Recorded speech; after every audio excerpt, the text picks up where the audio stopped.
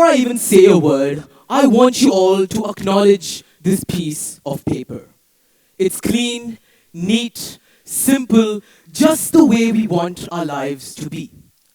But we all know that life rarely stays that way. It interrupts, disturbs, but most importantly, it pulls us out of our comfort zones.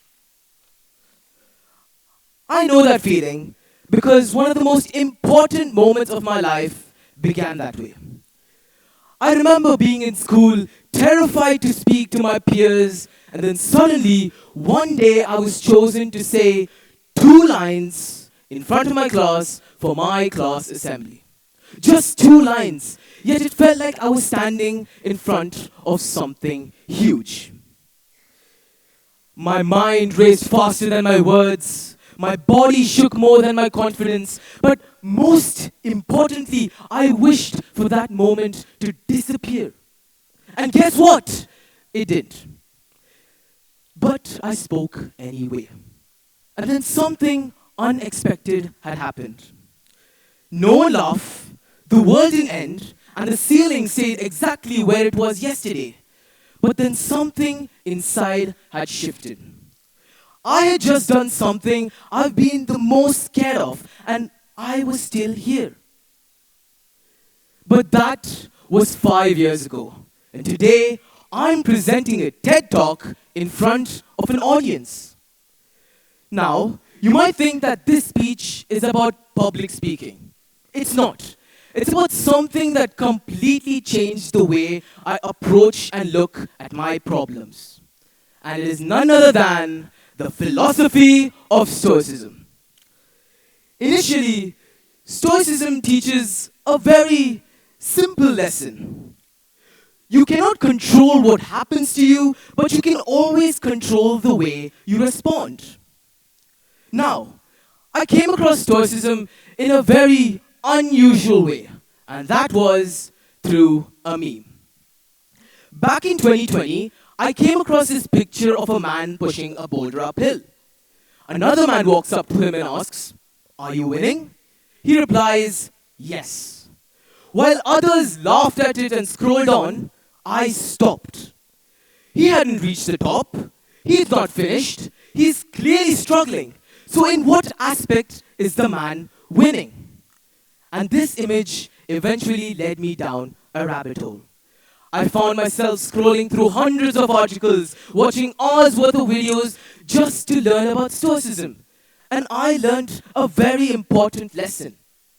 And that was, Stoicism isn't about avoiding your challenges, it's the way you face them. And I applied that very lesson when I had to deliver those 2 lines for my class assembly.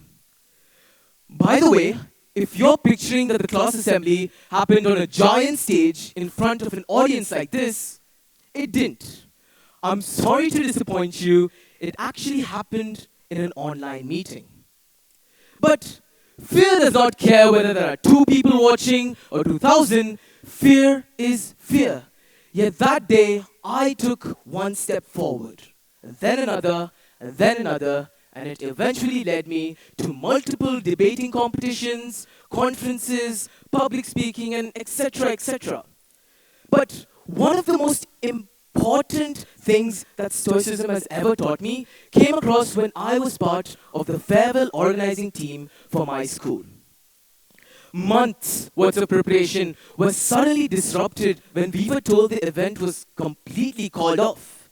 And weeks later, on a very short notice, we came to know that the event was back on the calendar.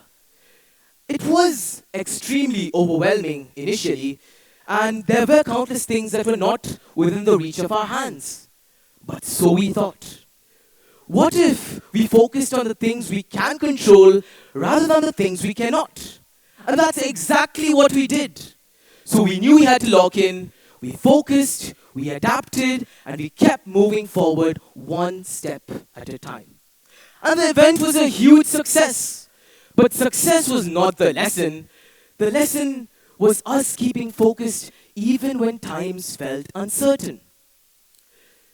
This is Stoicism in action. Not only did it teach us to focus on the things that were already in our control, it completely changed our attitude towards our problems and struggles. What's interesting is that modern psychology promotes this as well. People are more resilient when they start focusing on their actions rather than their circumstances. I know, this may sound a bit confusing. So, listen to this. There was once a very wealthy man that went by the name Zeno of Citium.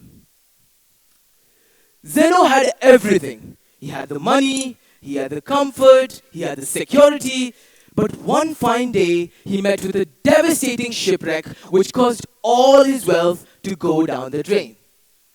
Now, if you were in place of Zeno, what would you have done? Would you A, dive back into the ocean to recover even 1% of your wealth? Or B, start regrinding, start re-earning every coin you lost? Or perhaps C, cry to sleep? Surprisingly, Zeno did none of these. Instead, he walked into a library.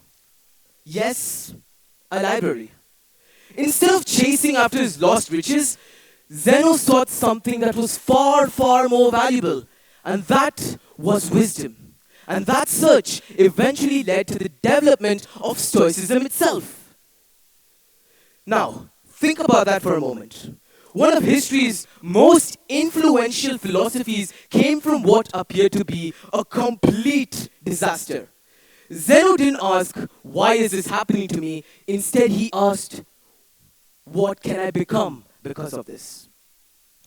But let's be honest, life never spares anyone.